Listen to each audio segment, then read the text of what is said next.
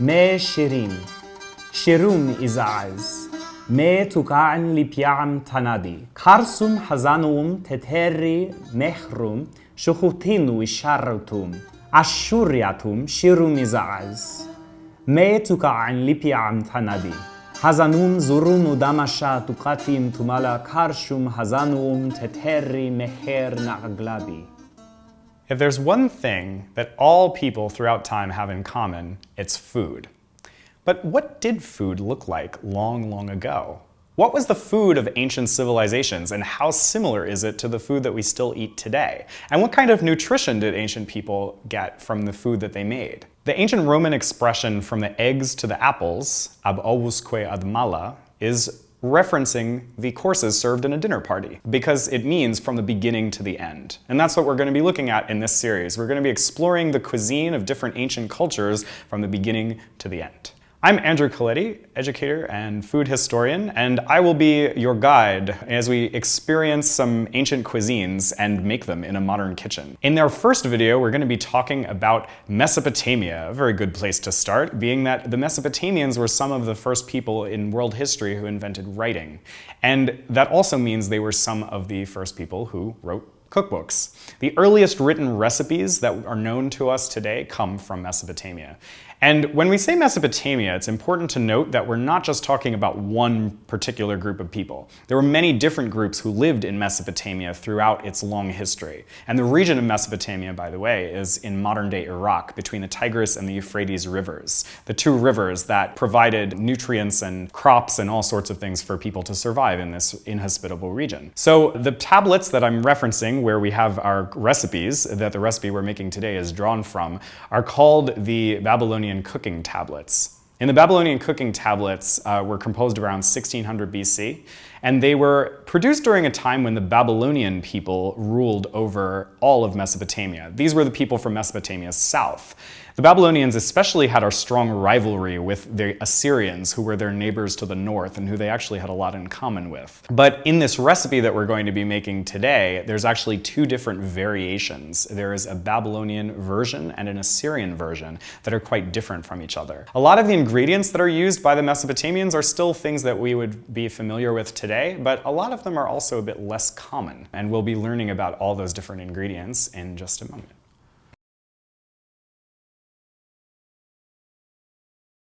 Hi, I'm Fiorella DiCarlo, and I'm a registered dietitian and a foodie, and I am fascinated by ancient food culture. Today we're going to be talking about the ancient Mesopotamians. So what did they eat? Well, they had two staple items, a bread that was made from barley and a fermented beer beverage that was drunk throughout the day, and it was very nutritious.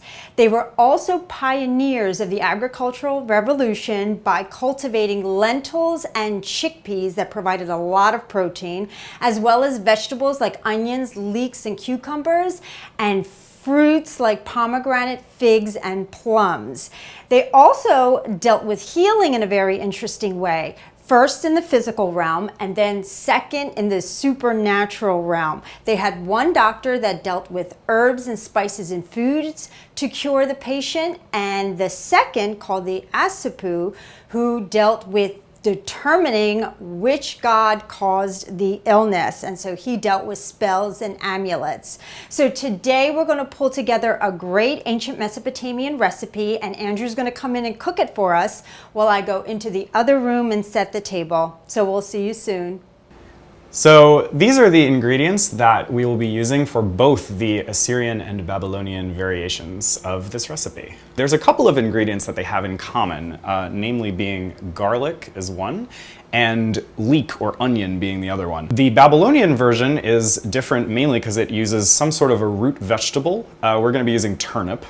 And both of them will be using meat, beef in this case. And then the Assyrian version is different because it contains another different root vegetable. This is lily bulb, edible lily bulb, which you can find at Asian markets. The Assyrian recipe also uses blood, which in this case is beef blood, as well as an additional type of meat. These are intestine from a pig in this case.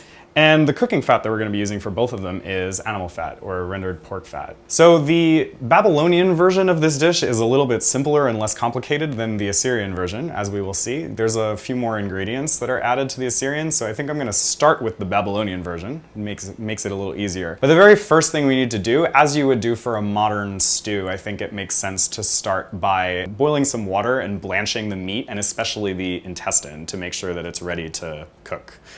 So first thing I'm gonna do, one of the ingredients that I'm most excited about using, which is in the Assyrian version of this recipe, is the lily bulbs that I mentioned before. So lily bulbs are something that's mentioned explicitly in the Babylonian cooking tablets, but not in this particular recipe. My justification for including it here is that this recipe has some gaps in it, which means that perhaps there are ingredients that we don't actually know the identity of. And also, in other Mesopotamian literature, this is an ingredient that's particularly associated with Assyria, with the north of Mesopotamia. So it seems like this was an ingredient that would have been used in the north. And since this recipe is all about kind of a contrast between the northern and southern styles of cooking, I thought it would make sense. The southern version of this, the Babylonian version, also uses a root vegetable. So it's even more of a contrast, having one in the north and one in the south. These lily bulbs I got them from an Asian grocery store, and they are still eaten in China today. And they're used in both sweet and savory dishes, often in stews and soups like the one that we're making. So I'm about to add the meat and the intestine to the boiling water just to blanch it briefly before we start cooking. If you've never worked with intestine before, it's good to know that it requires a fair amount of processing and cleaning, particularly this, which is pig large intestine. The butcher shop where I bought it, it was already pretty thoroughly cleaned, but the best way that it should be cleaned is to just keep soaking it in cold water a couple of times and change the water. So I'm just going to go and add both of these. Now the beef that I'm using is going to be in both recipes, but the intestine is only in one of them. It's only in the Assyrian rendition. So I'm going to do the meat first so that we can keep them separate.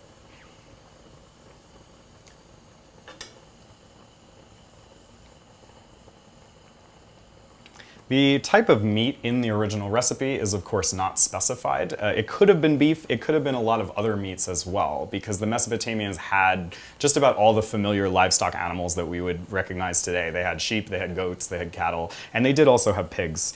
So it's really just a guess. So I'm going to use a slotted spoon to remove the meat and just put it here, and then we're going to cook it more in just a moment with the other ingredients. All right, so now that I've finished with the beef, now I'm going to go ahead and do the same thing to the intestine. This has already been cut into little circles, by the way, which is about the size that I want it to be. You're going to see, as soon as I've removed the intestines from the water, that the boiling water has completely changed them. They were sort of mushy and like a big blob before, and now they've all kind of turned into little circles, like there. Pig intestine also has a pretty strong flavor and smell, so just something to be aware of.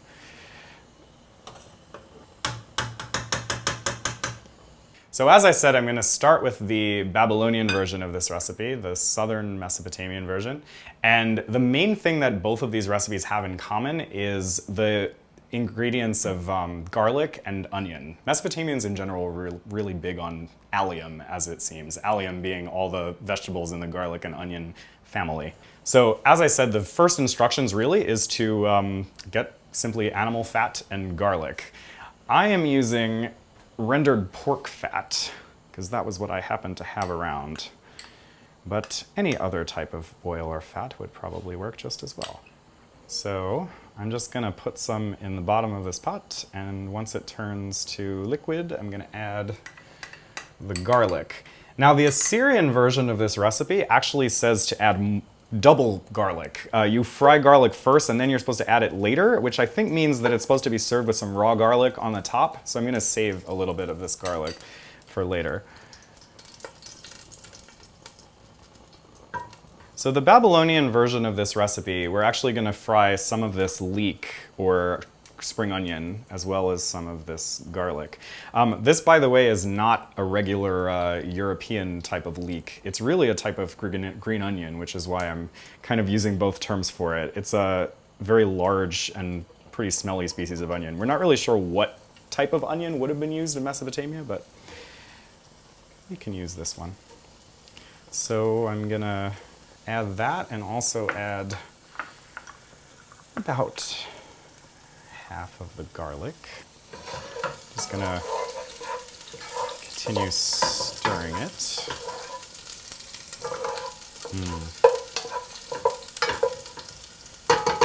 I keep mentioning how Mesopotamians were pretty vague about a lot of their recipes and a lot of their ingredients. One ingredient in particular that's very important that doesn't get mentioned in any of these recipes is salt. And so some early scholars thought that that meant that the Mesopotamians just didn't cook with salt. And we know from the historical record that that isn't true, because they were trading salt, they were obtaining it from the ocean and from different sources.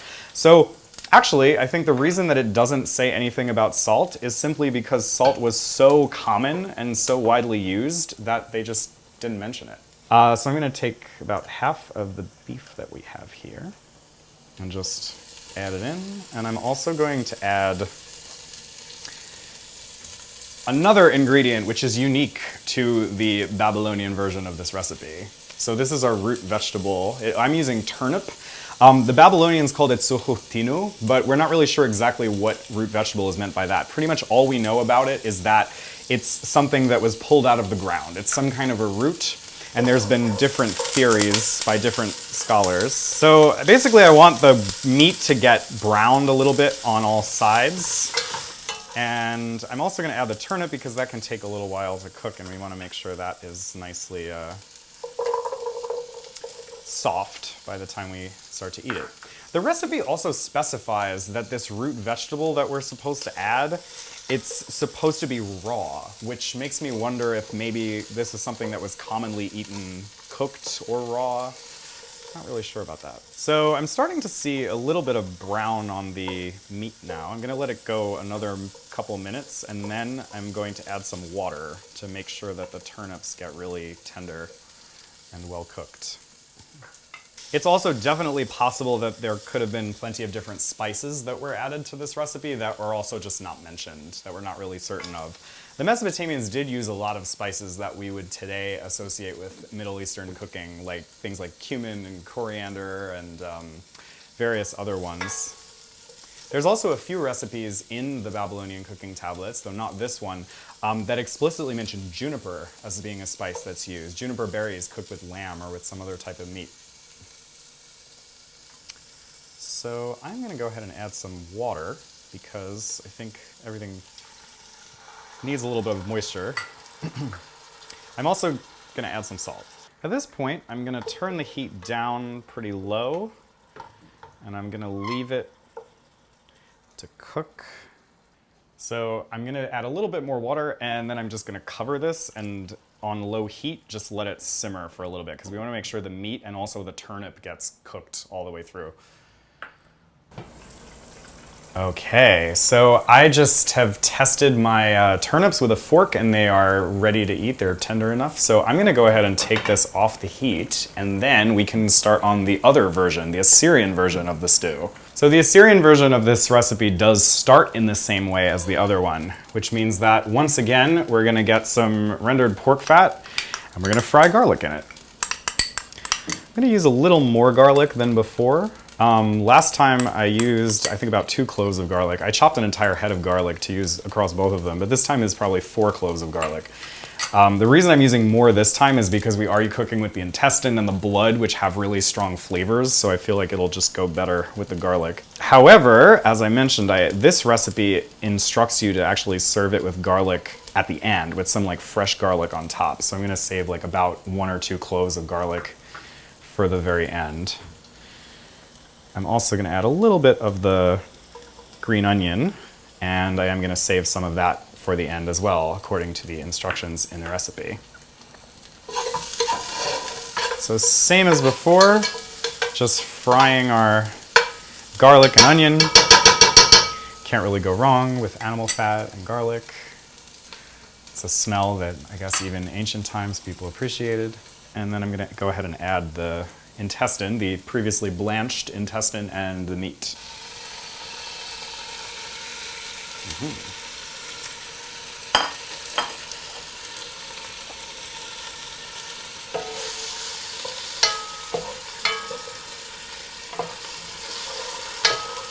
So once again, I'm going to cook this for just a couple of minutes until it starts to get a little brown on the outside. And then we're going to add some water.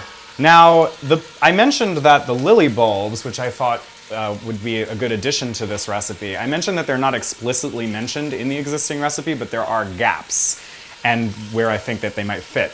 The gap where I think it says to add the lily bulbs is towards the end of the recipe. And that makes sense because lily bulbs don't take a whole lot of time at all to cook. So I'm not going to add them yet. The smell of intestine. So I'm now going to add water and then cover it and lower the heat just as with the previous recipe. And then we're going to let it sit for a little while before adding the final ingredients. Okay. So we're going to keep the heat pretty low and just wait a couple of minutes for the meat and the intestine to get really nice and tender. While we're doing that, and before I add the final ingredients, I'm also going to talk about one other ingredient that I'm excited about using here, which is blood.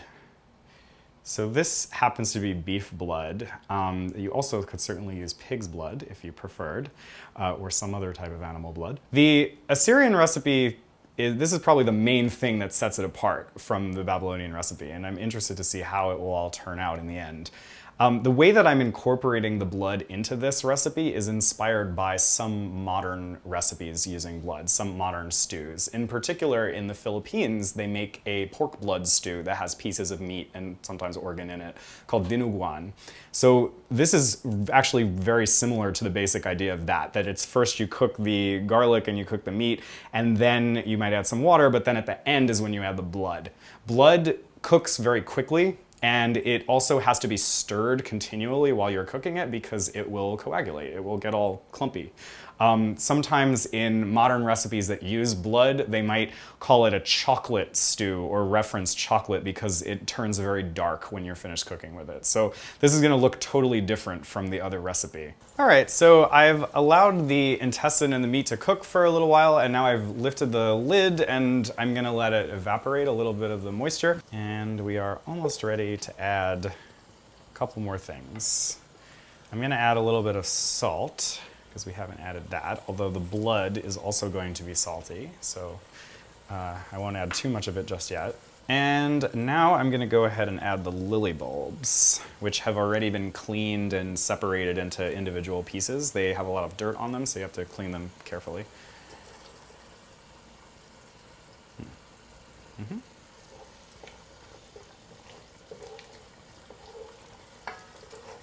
So this is going to cook for just another couple minutes. Make sure the lily bulbs get nice and tender, although they cook very quickly, as I said, so that's why I think it would make sense to add them here towards the end of this recipe.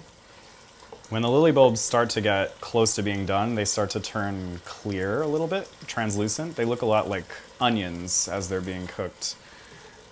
But they have a very sweet, interesting flavor that I think will go nicely in this recipe. So now, the moment that I have been waiting for, we're going to add the blood. As I said, it's important to continually stir it to make sure it doesn't get too coagulated. So here we go.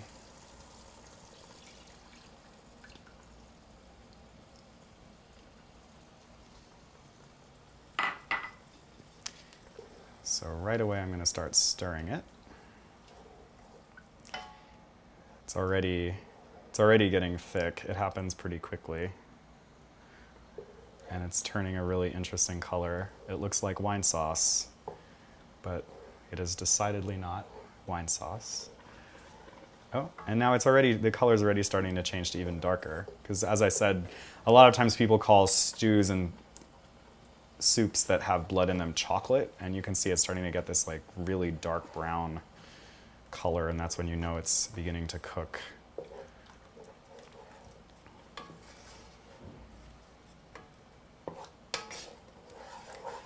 The smell of cooked blood, by the way, is not anything like the smell of fresh blood. It tastes a lot. I would say the taste and the smell of it is similar to other kinds of organ meat. It has that kind of liver or other organ sort of flavor. This is getting really thick. It's turning dark brown, so I think this is almost ready. The blood will cook very quickly. All right, so I think my blood is cooked, so I'm gonna go ahead and turn off the heat and transfer it to a bowl. Yeah. It's totally different looking from the other one. It's not even, I mean, they're not even really two variations of the same recipe. They're just two completely different recipes. But it's interesting to me that they're considered to be different regional styles, that maybe they're both pretty common ways of making meat when you're not grilling it over a fire.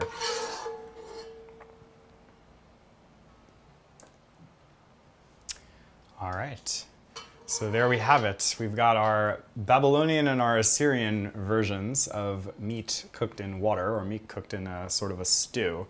So now we can go ahead and try them. Andrew, what do you think of my table setting? It's amazing. It looks very Mesopotamian. I see there's a lot of different fruits and vegetables that were found in ancient Mesopotamia that we have laid out on the table. Yes, very nutritious, all of them. And now we have our final dishes here too. What I've made is actually two different recipes that represent two different parts of Mesopotamia. So this one is meat with turnips, a beef with turnips, which is from Babylonia in Mesopotamia's south. And the other one is beef cooked with blood and a few other things with intestine and lily bulbs, another root vegetable. And that one's from Assyria in Mesopotamia's north. These dishes, Andrew, are also very nutritious. If you think about the beef that's used and the beef blood, it's filled with iron and zinc, as well as some of the veggies used, like the leeks and the turnips, have these antimicrobial properties that are great for beating the common cold. And the garlic, too, has a lot of antioxidant power as well. So these are really, really nutritious meals. Do you want to try some now then? Yeah, let's go ahead. Or you take this, I will take this guy. Okay. So both of these are served with pita bread because there would have been a lot of different kinds of flatbread available in ancient Mesopotamia. And what would we be drinking with this dish? Well, Mesopotamians of the upper classes would have wine, but everybody drinks beer. Beer was a really big thing in Mesopotamia, so probably beer And would quite have been. nutritious as well, I hear. All right, let's go for it.